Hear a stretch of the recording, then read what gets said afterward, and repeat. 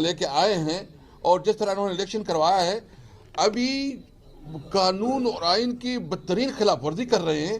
اور طریقہ کیا کر رہے ہیں کہ جو ہمارے انہوں نے ٹارگٹ رکھا ہے کہ مسلم لیگ نون کو مزید 20 سیٹیں دینی ہیں، اور اس کے لیے تاکہ ابھی تو ویسے بھی انہوں نے اتنی سیٹیں بنائی ہیں، ہماری سیٹیں بھی اپنے کھاتے میں لے لی ہیں، کوئی اس کو مانے گا پارلیمنٹ، کون اس کو مانے گا، کون اس کو رسپیکٹ دے گا؟ یہ جو کچھ ہو رہا ہے ایلیگل ہو رہا ہے، انکانسٹیٹیوشنل ہو رہا ہے۔ تو یہ جو ہماری باقی ایک تو انہوں نے کل ڈیسائیڈ کر لیا ہے 19 اور ہے پنجاب سے، تو یہ کوشش کر رہے ہیں کہ وہ بھی کسی طرح جو ہے نا مسلم لیگ نون کے حوالے کریں۔ تو اس سے تو بہتر ہے کہ آپ پارلیمنٹ کا جو آپ نے اتنا خرچہ کیا بس نوٹیفیکیشن کروا لیتے، جس طرح مجلس شورا کے ضیاء الحق نہیں کیے ہیں، تو ابھی جو ہے نا نوٹیفیکیشن کروا لے، عوام کا پیسہ بھی نہیں لگے گا، اتنی لوگوں کے اندر جو ہے نا وہ نعرے مارتے ہیں، منشور دیتے ہیں، کوئی کہتے ہیں میں 300 یونٹ پمپ دوں گا، کوئی کہتا ہے میں یوں دوں گا۔ تمہارے پاس اختیار کیا ہے؟ وہ پارلیمنٹ کی تو خود کوئی سہ نہیں ہے، تم کس قسم کی بات کر رہے ہو؟ لیکن میں ایک بات بالکل واضح کروں، بالکل کیٹیگریکلی واضح کرنا چاہتا ہوں کہ ہم انشاءاللہ مزاحمت کریں گے۔ میں اپنی ورکر کو بھی یہ تسلی دینا چاہتا ہوں، دیکھیں یہ ایک لمبی جنگ ہے، یہ مختصر نہیں ہے، there is a long way to go، ہمیں جو ہے نا لمبا سفر جو ہے نا کرنا ہے۔ امید ہماری انشاءاللہ، امید ہماری شکل میں امید ہوگی، اور ہم اس ملک کو وہ ملک بنائیں گے، وہ پاکستان بنائیں گے جو قائدین کا پاکستان ہے، جس میں آئین اور قانون کی حکمرانی، جس میں ہر شہری کی حقوق برابر ہوں گے۔ اور یہ جو کر رہے ہیں، جو کھلواڑ کر رہے ہیں اور پسند اور ناپسند کی بنیاد پہ جو یہ آگے پیچھے ہو رہا ہے، انشاءاللہ ختم ہوگا۔ وہ دن قریب ہے جب خلق خدا جو ہے نا طاقت میں ہوگی۔ میں اس لیے کہتا ہوں کہ آپ تھوڑا ویٹ کریں، جس طرح یہ ہمارے ساتھ کر رہے ہیں، اس سے انشاءاللہ میں آپ کو وعدہ کرتا ہوں کہ انشاءاللہ ان کی ایوان میں بھی مقابلہ کریں گے اور روڈ پہ بھی ان کا مقابلہ کریں گے۔ ہم مزاحمت کے لیے اپنے آپ کو تیار کر رہے ہیں۔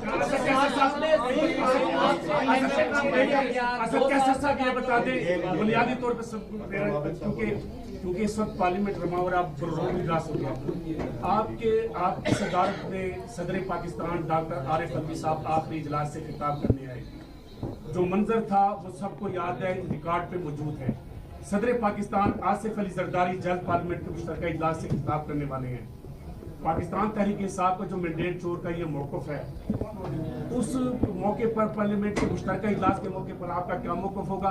اور دوسرا، ان آرڈیننس کو آپ مسرت کرنے کی قراردادیں لا سکتے تھے، جو آپ کو تو بہتر جانتے ہیں ہم سے، تو یہ آپ سے نکل جذبی کہ آپ اس کے پہلے قرارداد مسترد بھائی جان ہمیں تو پتہ نہیں تھا نا، ابھی آ گئے تو اس طرح تو نہیں ہوتا، اسمبلی تو اس طرح نہیں چلتی۔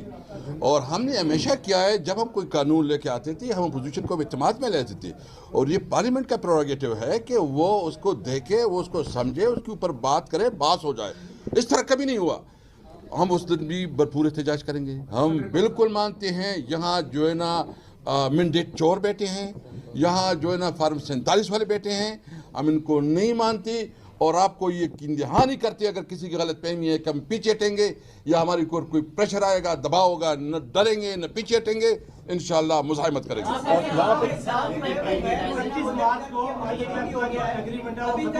ایک ایک کر کے کریں جی۔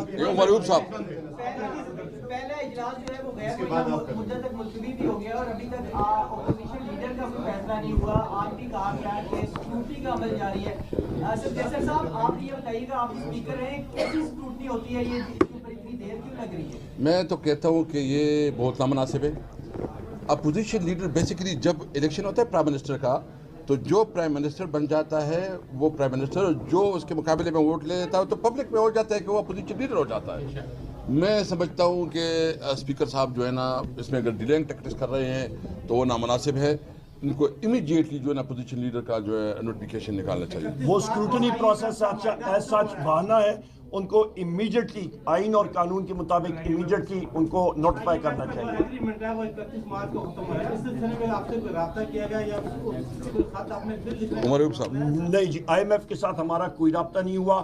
آج میں پھر ریپیٹ کرتا ہوں، یہ 7 آرڈیننسز یہاں پہ لے کیے گئے، جس میں فوجداری قانون کا بھی آرڈیننس انہوں نے اس پہ ترمیم کا کیا۔ ہمارا یہ سوال ہے، یہ فوجداری قانون میں جو آرڈیننس کے ذریعے ترمیم لائی جا رہی ہے، یہ کیوں لائی جا رہی ہے؟ یہ میلیفائڈ انٹینٹ ہے، اور یہ باقی بھی چیزیں جو ہیں یہاں سے ان آرڈیننسز میں ہمیں کرپشن اور پیسے کی بو آ رہی ہے بہت شدید، اور ہم نے اس کو اپوز کیا. یہاں پہ انہوں نے کہا جی کہ آپ نے اس کے خلاف ریزولوشن، یہی چیز ہم نے فلور آف دا ہاؤس پہ بتائی ہے، اور باقی ہاؤس کو بھی ہم نے چیلنج کیا، اور پیپلز پارٹی کے اراکین نے بھی اس چیز. ایک آپ سے سوال بڑا اہم کہ جہاں ایک طرف جو ہے وہ کے پی کے کا وزیر اعلیٰ جو ہے وہ ملنے کے لیے آتا ہے شہباز شریف سے، اور وہاں وہ کہتے ہیں سیاسی قیدیوں کو رہا کر دیں، دوسری طرف جو ہے یہ آرڈیننسز جو ہے وہ پاس کیے جا رہے ہیں. تو اس وقت جو ہے وہ پی ٹی آئی نے کیا کیا ہے الیکشن کمیشن کے حوالے سے ریفرنس جو ہے وہ پریزیڈنٹ کی طرف آپ جا رہے ہیں جو آئینی طریقہ کار ہے، آپ کس حد تک جو ہے وہ جا سکتے ہیں کیونکہ پارلیمنٹ کا فورم تو اب آپ کے پاس ہے؟ بالکل آپ نے درست سوال کیا. سب سے پہلی بات یہ ہے کہ علی امین خان صاحب چیف منسٹر کے پی کے گئے تھے یہاں پہ نام نہاد وزیر اعظم سے ملنے کے لیے، صرف اس لیے کہ ہمارے صوبے کا حق ہے، آئینی حق ہے نیٹ ہائیڈل پروفٹس کا، کیونکہ آگے بجٹ آ رہا ہے اور صوبے کو چلانا ہے، اور وہ واجبات مرکز نے ادا کیے ہوتے ہیں. کیونکہ میں خود پاور منسٹر رہ چکا ہوں، مجھے معلوم ہے کہ وہ کتنے واجبات ہیں، اور اس کے بغیر صوبے کا چلنا مشکل ہوتا ہے اپنے صوبائی حق کے لیے. دوسری آپ نے بہت اہم بات پوچھی کہ اس کے لیے چیف الیکشن کمشنر کے خلاف ہم لوگ کیا کریں. اس کے خلاف اگلے دنوں میں آپ دیکھیں گے انشاءاللہ تعالیٰ سب چیز جو ہے وہ سامنے آئے گی، اور آئین اور قانون کے مطابق ہم لوگ چلیں گے، اور اس کو بھی ہم لوگ ٹف ٹائم دیں گے. اور آخری چیز جو میرے بھائی نے اسپیکر اسد قیصر صاحب نے بات کی ہے، چیف الیکشن کمشنر کو اس موجودہ کرپٹ نام نہاد حکومت نے ایک لالی پاپ دی ہے کہ اسے وہ کینیڈا بحیثیت سفیر بھیجنا چاہتے ہیں، پر اس کی قیمت جو اس سے ادا کرائی جا رہی ہے، اس نے جھکانی ہے، وہ ہے کہ کم از کم 20 سیٹیں جو کہ پاکستان تحریک انصاف کے سپورٹڈ کینڈیڈیٹس نے جیتی ہیں، وہاں پہ وہ ری کاؤنٹنگ کر کے غلط چیز طرح سے کر سکیں. اور خود آپ اندازہ لگا لیں، آپ سب میڈیا کے ساتھی ہیں، جس وقت آپ کا پریزائڈنگ افسر وہاں پہ ہوتا ہے تو آپ کے ووٹ جو ہیں وہ ریجیکٹڈ ووٹ وہ سیپریٹ تھیلے میں، سیپریٹ بیگ میں ڈالے جاتے ہیں کاغذ میں، اور وہ آپ کا ریٹرننگ افسر کے پاس جاتے ہیں، اس کی ٹیلی ہوتی ہے، اس کے اوپر فارم 47 بنتا ہے، اس کے اوپر کنسولیڈیشن ہوتی ہے، اور پھر اچانک ابھی آ کے وہ ریجیکٹڈ ووٹ کی تعداد زیادہ ہو جائے. یہ فراڈ کے علاوہ اور کوئی چیز نہیں ہے، اور ہم لوگ اس کو ریجیکٹ کرتے ہیں. سر یہ آپ نے آئی ایم ایف کے حوالے سے پرائیویٹائزیشن کے پر بات کی ہے. عمران خان خود پرائیویٹائزیشن کے معاملے پر میاں محمد سمرو اور ترین کے ساتھ ملاقات کرتے رہے، اور پہلے مرحلے میں 10 اسٹیٹ اون انٹرپرائزز کو پرائیویٹائزیشن کی طرف لے گئے، پھر 24 کے بارے میں کیا. آپ کی لیجسلیشن کے بارے میں ایشو ہے یا پرائیویٹائزیشن کے لیجسلیشن کے اوپر ہے.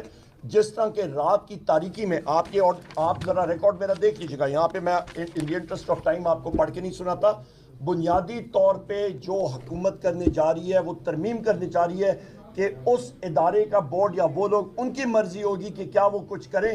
جو آپ کا ایونٹ ہے، جو چیزیں ہوں گی وہ خود اس کا تعین کریں گے. حکومت کا اور اس چیز کا کوئی وہ تعین نہیں ہوگا. ٹرانسپیرنسی جو ہے وہ افیکٹ ہو رہی ہے. یہ اس چیز پہ ہمارا اعتراض ہے کہ اسٹینڈنگ کمیٹی کے سامنے آئی تھی چیز، اس پہ ڈیلیبریشن ہوتی. پرائیویٹائزیشن ضرور کریں، پر اس کا طریقہ کار ٹرانسپیرنٹلی جو ہے وہ ہونا چاہیے. پبلک انٹرسٹ لیڈر صاحب کی اپوزیشن جو ہے وہ پارلیمان جمہوری نظام میں شیڈو مطلب آپ ویٹنگ فار پرائم منسٹر ہو سکتے ہیں، شیڈو پرائم منسٹر ہو سکتے ہیں. تو اس میں ایک پارلیمانی نظام میں ایک شیڈو کیبنٹ کا اعلان کر دیا جاتا ہے. تو آپ کے وزیر قانون صاحب، شیڈو وزیر قانون صاحب ہمارے سامنے موجود ہیں، وزیر خارجہ، تو آپ پہ شیڈو کیبنٹ کا اعلان کرنے والے بالکل ہوگا انشاءاللہ. وائنڈ اپ کرتے ہیں.